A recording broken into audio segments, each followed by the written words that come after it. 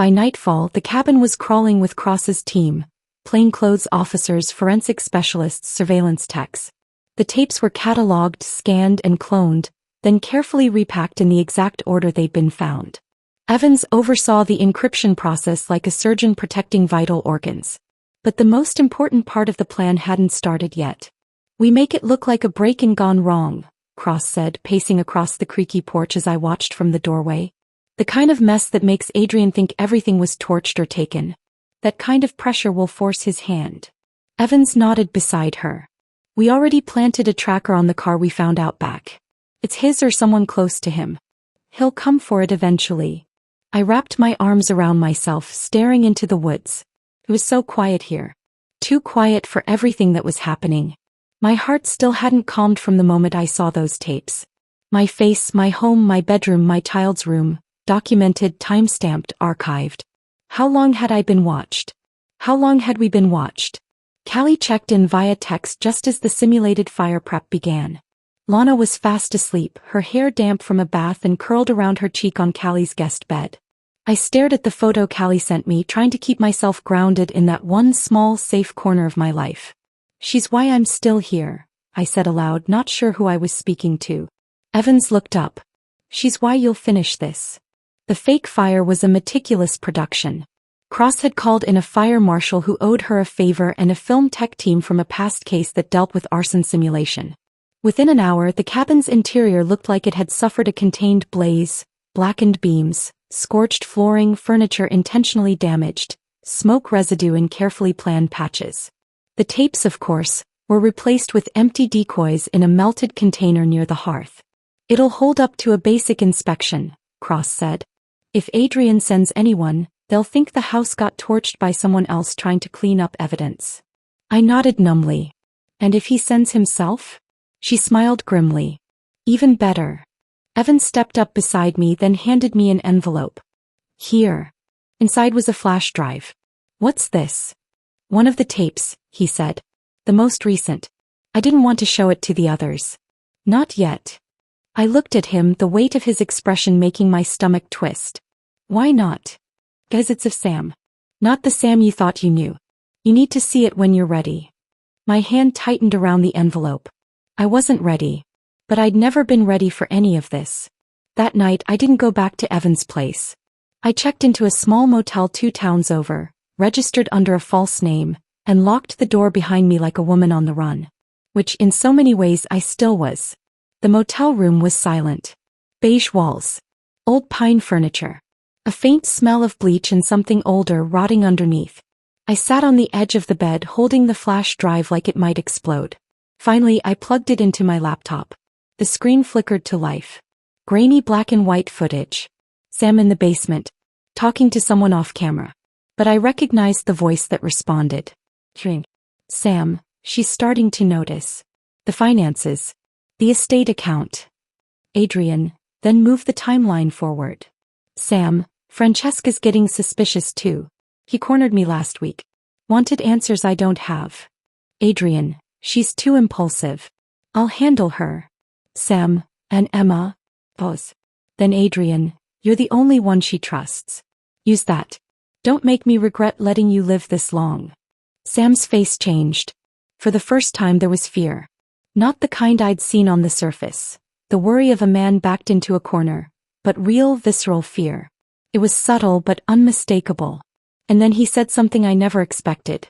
"Sam, it's not just her life, you know. We have a daughter." "Adrian, and that makes you weak. Don't forget who owns the pieces, Sam. You're just another pawn." The footage cut. I sat back, trembling. He tried to protect us. Too late. Too wrong. But he tried. Tears blurred my vision. I hated him. I mourned him. I couldn't tell where one emotion ended and the other began. The next morning, Cross called. "We picked up movement," she said. "The car's been activated. GPS ping says it's headed east." "Adrian. Can't be sure. But whoever it is, they're not being subtle. He might be panicking." I closed the laptop and stood, already reaching for my jacket. "Time to end this," I said. I met Cross and Evans at the safe house just after noon, a small bungalow rented under a shell company the department often used for witness protection. It was the kind of place that screamed forgettable. The kind of place Adrian would overlook, at least we hoped. Inside, Cross had already set up a makeshift operations center. Monitors lined the wall, live feeds from the fake cabin and the planted car. Evans was tweaking the audio levels while Cross spoke with her team on an encrypted line. I stood in the doorway for a moment, absorbing it all. The cold calculation, the rhythm of strategy, the way my name and face were now tools in a war I never volunteered for. "You're late," Cross said without looking at me. "I stopped for coffee," I replied. Blackmail and baiting a killer goes better with caffeine. Evans looked up with a slight smirk. "You ready for your big TV debut?" "I've been on camera before," I said, taking the seat beside him. "Just not like this." The plan was simple in theory. I'd make a public statement, recorded, not live. I would express regret over the death of Sam, thank the public for their support, and announce my intention to donate part of his estate to a foundation in Francesca's name. It was bait, and if Adrian was still watching, still obsessed, it would force his hand. Money and exposure, two things he couldn't resist. The footage would be aired on local news and social media at a controlled time. We'd monitor all digital traffic from known aliases and burner accounts Cross had flagged, hoping for a bite. I straightened my blouse and took a breath as the camera light blinked red. "My name is Emma Hale," I began, eyes fixed on the lens. "And I never thought I'd be speaking to the world like this. My husband Sam is gone. And though our marriage had become complicated, his death has left a silence in our lives that nothing will ever replace." The words were scripted, but my voice wasn't. I've learned a lot in the past few weeks. About love. About betrayal. And about the people we let into our lives. I know now that danger doesn't always come from outside. It can live within our homes, where the faces we once trusted. I paused, the weight of it hitting me. Even the rehearsed lines felt like knives. "In honor of Francesca Hale, whose life was tragically lost, I will be donating part of the Hale estate to a local shelter for women and children. And I hope this serves as a warning, that justice may be slow but it always finds its way." Cross gave a subtle nod. I ended the segment and stepped away. Evans switched off the camera. "You did good." I exhaled. "Let's hope he thinks so too." Later that evening, Cross gathered us around one of the monitors. "We've got something," she said, adjusting the volume. An encrypted message pinged one of Adrian's known relays. The screen displayed a garbled code, which Evans quickly translated using a cipher he'd pulled from one of the hard drives at the cabin. It read, "She's bluffing. I want eyes on the girl. Lana." I felt the blood drain from my face. "He's going for Lana?" I whispered. Evans was already moving, grabbing his phone. "Callie needs to move. Now." Cross barked orders to her team, dispatching a security unit to Callie's house while simultaneously tracing the route of the message. But then Evans paused. Wait a second." He zoomed in on a second packet of code embedded within the message. A hidden command. "Oh no," he muttered. "He's not going for Lana. That was a decoy." I blinked. "Then what?" Evans turned to Cross. "He's planning a breach. He thinks Emma's alone. He's coming here." Within 15 minutes, the safe house was evacuated. Cross ordered a full lockdown. I was rushed out the back with 2 agents while Evans stayed behind to disable the tracking signals Adrian had likely spliced into the outgoing footage from the recording. We split into separate cars. Me in one, Cross in another, moving toward an alternate site while a ghost vehicle was sent to a decoy address to confuse any tail. The wind rushed past my window as the car sped through rural backroads, sirens off, headlights dimmed. I kept checking my phone for a message from Callie. She'd confirmed Lana was still safe. They hadn't seen anything suspicious. Yet. I turned to the agent driving. "You think Adrian knew I'd be here?" He didn't answer. I already knew. Of course Adrian knew. He had probably been watching since before I stepped foot inside the cabin. Because this wasn't just a trap for him. It had been a trap for me too. The night had settled in thick and quiet, like the pause before a scream. I was in the new safe house. This one a lakeside structure with no clear windows and blackout curtains drawn so tightly it felt like the world had forgotten us. I sat on a creaky cot in the corner of a dimly lit room, wrapped in one of Evan's spare hoodies, eyes darting to every flicker of movement on the monitor in front of me. Adrian hadn't shown his face yet, but we all felt it. A shift in the air. attention pulling taut just waiting to snap. Evans had stayed behind at the original site to wipe data and give us a head start. Cross had gone radio silent, likely coordinating backup from somewhere deeper in the field. That left me alone with 2 junior agents stationed just outside my door.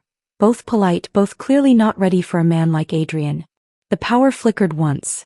Then again. I froze. A third flicker and then black. Pitch black.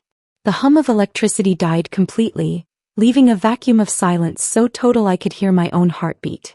I scrambled for my phone, using the screen's light to guide me toward the hallway. Agent Chin? Simmons. I called out. No response. I moved slowly, barefoot on cold tile as the floor creaked beneath each step. My hand skimmed along the wall until I found the handle of the door. I opened it and stopped cold. The hallway was empty. No agents. No sounds. Just the faint echo of something shifting in the shadows. A chill worked its way up my spine. Then I saw it. A figure. Standing at the far end of the corridor. Waiting. I couldn't see his face clearly, but I knew. He moved with the same unnerving calm from the tapes Evans had shown me. No rush. No panic. Like he owned the space. I didn't scream. Instead, I backed slowly into the room, shut the door quietly and turned the lock. And then I ran to the far end where the cot stood, flipping the mattress to reveal the emergency panic bag Cross had stashed there. I fumbled with the zipper, pulling out a taser, a flare gun and a small GPS tracker. No phone signal. Of course. Adrian had likely jammed it. I aimed the taser toward the door and backed into the corner. The knob jiggled once. Twice. And then nothing. I waited, muscles taut, lungs held hostage by fear. But the door didn't open. Not then. Instead, a voice filtered in through the thin crack at the bottom of the door. A soft, mocking whisper. You're good, Emma. I'll give you that. I recognized it now. Clear as day. But you forgot something, he continued. You forgot that I'm not just after revenge. I'm after resolution. He tapped the door once. Deliberate. Calm. I know about the tapes, he said. I know about Evans. I know you've been watching me. But you still don't understand the why. The why. You think this is about Sam? He laughed lightly. He was just the delivery boy. The errand man. No spine, that one. But he owed me. And he paid. He paused. I didn't come to kill you, Emma. Not yet. I came to remind you. Another knock. Slower this time. You're not the only one who can bait. Then footsteps. Then silence. I counted to 20. Then 50. Nothing. When I finally cracked open the door, the hallway was empty again. Just like before. Only now, Agent Simmons was slumped against the wall near the exit, unconscious but breathing. Chin was nowhere in sight. And scratched onto the wall in thick, jagged strokes were the words. Lana is next. By the time Cross and Evans arrived, furious, panicked, breathless, I was already in the SUV with the engine running. We need to get to Lana, I said before either of them could speak. She's still with Callie, Evans said, flipping through camera feeds. We haven't lost visual. Cross put a hand on my arm. That wasn't a real attack, Emma. He could have come for you. He didn't. He wanted you to feel it. He wanted you to react. Well, it worked, I snapped. And I'm reacting. I turned toward Evans. You said you had full access to Adrian's servers, right? That you could feed him fake visuals. I do. I can. Then show him a new tape, I said. Evans blinked. Of what? Of Lana. At a fake location. Alone. Vulnerable. Waiting. Cross raised a brow. You want to draw him out again? No, I said, jaw clenched. I want to end this. We drove through the back roads in silence, the wind hissing through cracks in the SUV's windows like a warning. I sat between Cross and Evans in the back seat, my mind running faster than the wheels beneath us. Lana's name repeated in my head like a metronome. She was still safe, but for how long? She's with Callie, Evans said again, scanning his tablet. The safe house is secure. Multiple fail-safes. I've got cameras feeding dummy footage to Adrian's network. As far as he knows, they haven't moved in days. But now we need him to believe otherwise, I said, looking out the window. We want to move the bait. Cross looked over. You're sure about this? You want to fake Lana's location and hope Adrian takes it? No, I said flatly. I want him to need to take it. We pulled into another safe house, this one buried in the outskirts of an abandoned warehouse district. Evans had set it up for a different scenario, but it would work. The surveillance room inside looked like something out of a heist film. Screens everywhere, servers humming, cables like veins across the floor. Cross-paced. If we do this, we put a clock on him. He'll come fast. Good, I said. Let him. Evans pulled up the current video loop Adrian was seeing. Footage of Lana and Callie in the backyard of a modest country-style home. It was peaceful still. We make him think Lana's been moved, I said, stepping beside the screen. To somewhere exposed.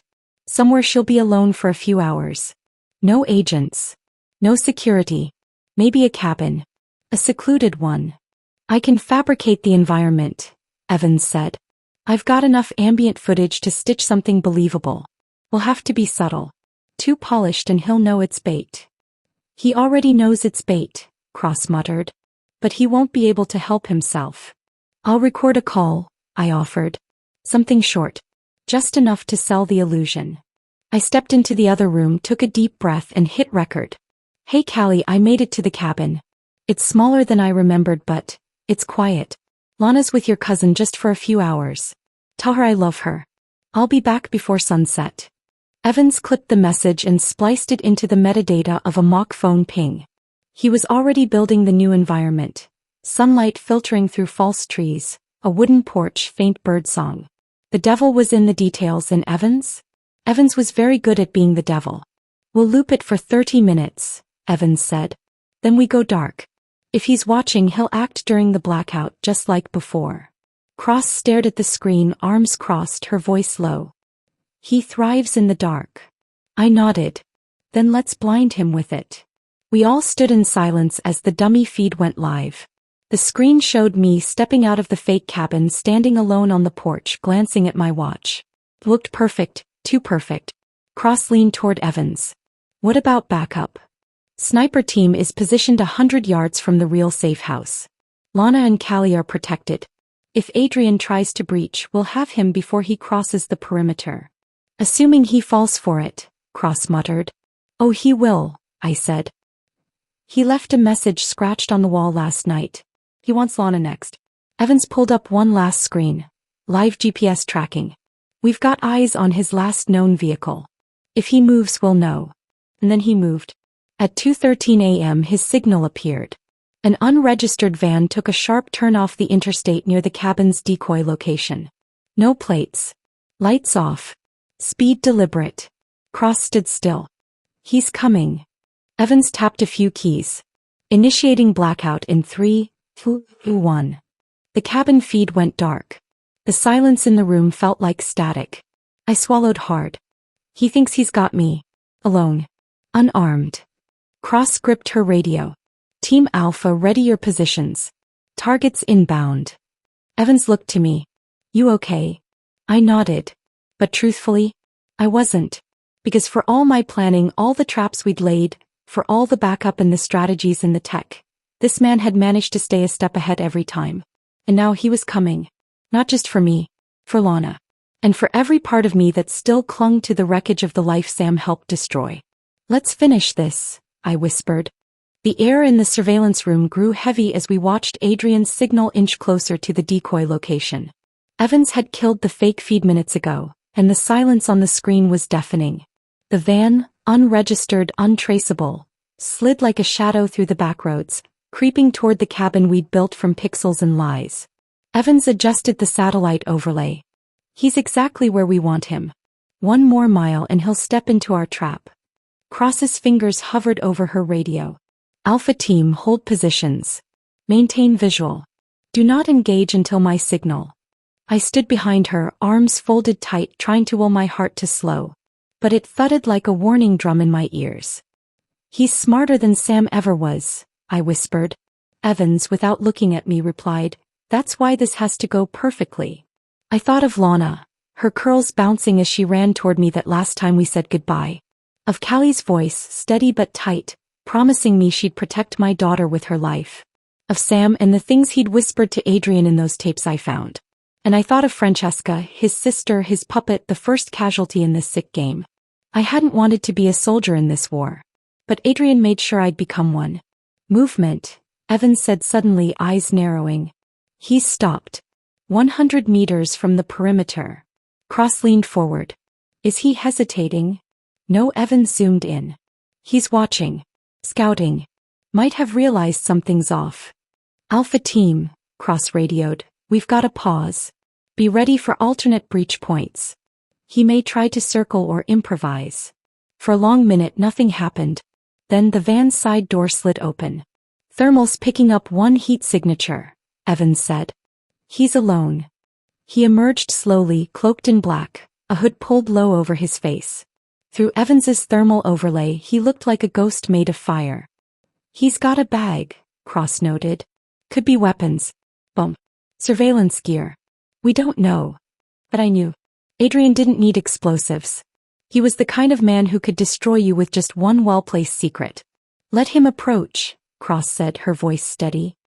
He needs to believe it's safe. Adrian moved like a predator, shoulders relaxed, eyes scanning, every step precise. He reached the porch of the decoy cabin, the fake one Evans had digitally stitched into Adrian's feed for days. We had faked the light, the sounds, even my voice. Adrian pulled out a phone. He paused at the door. Then he smiled. He's calling someone, Evans said. Patching in audio dial. Static cracked, then his voice slithered into the room. She's not here. Cross flinched. Damn it. Evans muttered. How the hell did he? Did you really think I wouldn't know the difference? Adrian continued on the phone. Digital loops. Lighting inconsistencies. You almost had me. Almost. He dropped the phone to the porch. Then he pulled a flare gun from his bag. Cross's eyes widened. No. Fum. The flare erupted into the air like a firework, a red streak against the night. It was a signal. But to whom? Evans shouted, We've got movement. Multiple pings. Vehicles approaching the safe house perimeter. 3 no for cars. Cross barked into the radio. All teams lock down positions. Engage only on my order. My blood turned cold. They're not going for me. They're going for Lana, Evans finished, voice grim. Evans tapped furiously, rerouting surveillance feeds. The real safe house came into view. Callie had already grabbed Lana and ducked into the hidden bunker beneath the house. The steel door closed just as 2 SUVs screeched to a halt outside. Cross was already dialing. We need the response team there. Now. This is not just Adrian. He brought friends. Evans looked at me. We have to move. You're not safe here. I'm not leaving, I said. If Adrian's not at the cabin, he's coming here. He doesn't walk into traps, he builds them. Just then, Evans's security system blared. Perimeter breach. North wall. Cross drew her weapon. And I knew. Adrian wasn't trying to find Lana. Not yet. He was coming for me first.